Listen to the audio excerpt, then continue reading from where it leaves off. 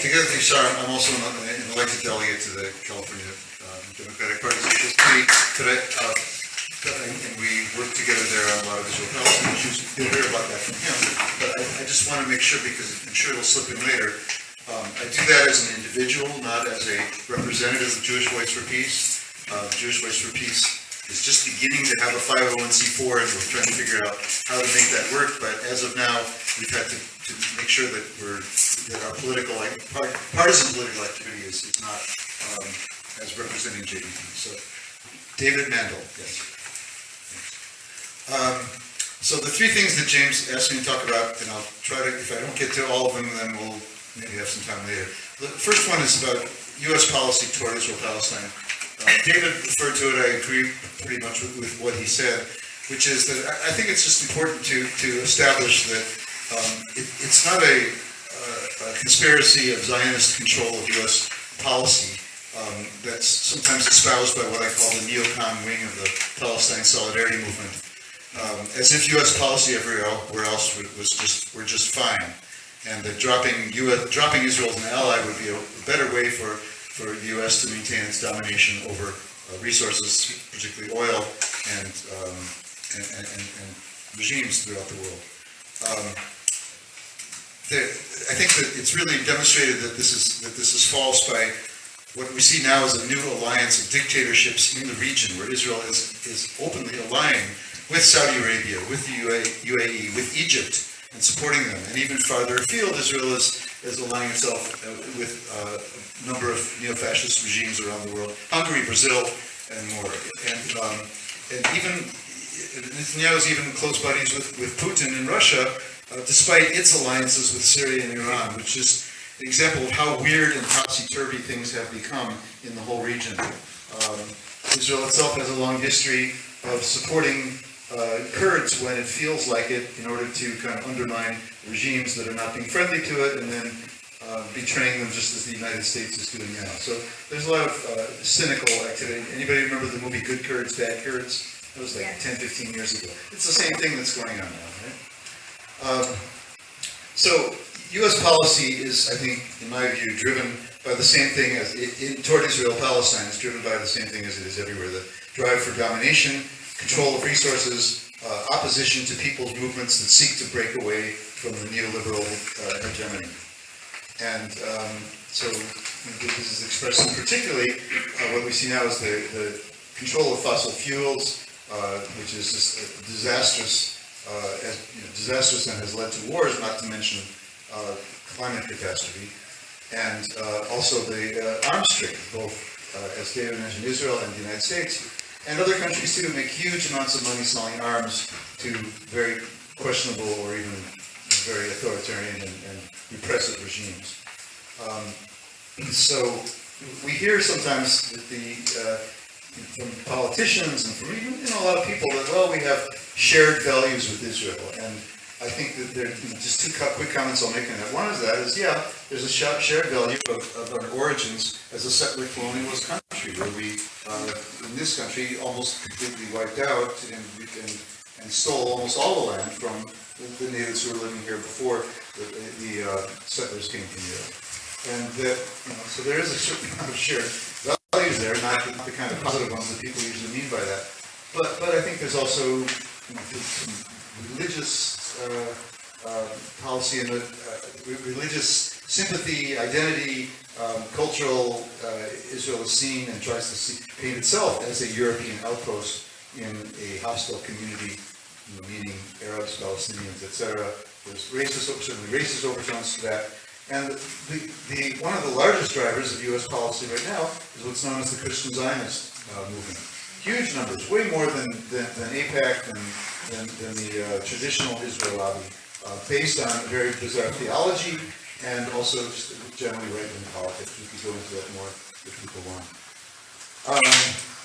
So Trump is, and while there are variations in how U.S. policy runs, a long-standing nature of the relationship with Israel is something that's becoming much more common in U.S. policy today. That is, instead of direct military intervention, though there still are, I just heard yesterday, 200,000 U.S. troops in foreign countries and some 800 bases. But there's more and more of subcontracting the actual military fighting role to proxies and using drones, because having a lot of dead Americans and fighting foreign wars is not very popular. Even Trump is trying to play on that chord to talk about ending wars, though I don't think anybody here really believes that he means it. So reliance on subservient elites to control their own territories and project power on neighbors, that's been going on between U.S. and Israel for a long time. Israel is considered, it describes them as a huge aircraft carrier for U.S. projection of power in the region. Trump is the final point on this that I want to make, because Trump indicates a change in degree, but not really in kind. Previous administrations from both parties gave little more than lip service to some criticism of the occupation of settlements, but still short shrift to any real support for Palestinian freedom, in lines with the same broad aspects of U.S. policy that I've been describing. Enough to create what has turned out to be a delusional hope for change in U.S. policy, which never happened, not under Clinton, not under Obama, not under anybody recently. So now there's more, rather Trump, there's a more extreme, blatant mistreatment of Palestinians, of just totally not accepting their rights to national freedom of any sort, and accepting the Israeli annexationist and domination framework, basically giving carte blanche to Netanyahu when he talks about annexing most of the West Bank, moving the embassy to Jerusalem, recognizing sovereignty over the Golan Heights, and so on. That's a capsule version, and I've already used most of my time. No, go out. Yeah, okay, well, I'm looking at my watch. The second thing that Jim asked me to talk about is Pelosi, Schumer et al. At the J Street conference. J Street is an interesting phenomenon. It started, I guess, about 10 years ago or so.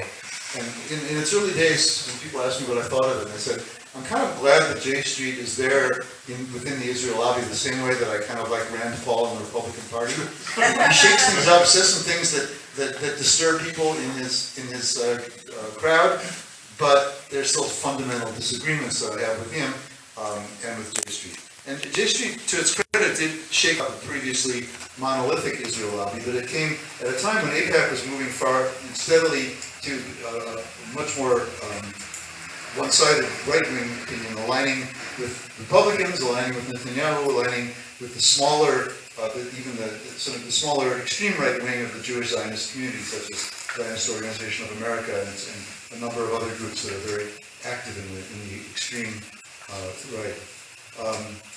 And to a certain degree, this was an outgrowth. The AIPAC's move in that direction was an outgrowth of the post-2000 crackdown on dissent in the Jewish community, which I have felt because I've been active fighting those battles for a long time. All of a sudden in 2000, after the last gasp of the Oslo process, and Ehud Barak's version, well, there's no partner for peace, so we just have to carrying on and be strong, basically adopting the traditional line of the right wing of the Zionist movement. We just have to build walls around us and separate from the Palestinians and defend our territory. That this is a viable long-term solution, which I don't think it is. So J Street, to its credit, backed the JCPOA on nuclear agreement very strongly, and that was much appreciated and I think very helpful that it did. And it has come around to opposing some of the extreme attacks on the First Amendment with the anti-BDS legislation in Congress and in states. 3 years ago, when we were fighting the battle against an unconstitutional bill in California, it supported that bill, so it has come around and adopted a somewhat better position, but it still kind of describes itself as, well, we know how better to fight BDS. Even though we're against the unconstitutional stuff, we're still against anything that actually threatens to inspire mass dissent in the Jewish community or in the American community in general, that might actually threaten things like U.S. military aid, which, unless that is threatened, we're not going to have any change. So, but I think on the ideological level, J Street is, I'm over, okay, I'll finish the sentence and then we'll get to my third point later. You can finish your third point. Oh, well, that would take another couple minutes, but I don't want to cheat others. I'll finish on J Street. I think J Street is stuck on what I call a breathtakingly unrealistic vision of two states, and always harping two-state solution, two-state solution, two-state solution. They're uncritical of the U.S. policy of domination and kind of ignoring what is actually happening on the ground in Israel-Palestine. So I think that there's a real negative phenomenon here where J Street is giving cover to a lot of politicians who say they give lip service to the mantra of two-state, signaling that they dissent from the Trump administration, they don't like Netanyahu, but it fails to grapple with either the fact that the reality on the ground has made two states virtually impossible, and I once upon a time supported that idea, and that U.S. policy and U.S. aid under both parties has continued to enable what the reality on the ground, which is one state in which 2 million Palestinians, those who are citizens of Israel, have second-class citizenship, 5 million more have no citizenship, and of course the refugees that Ziad spoke of.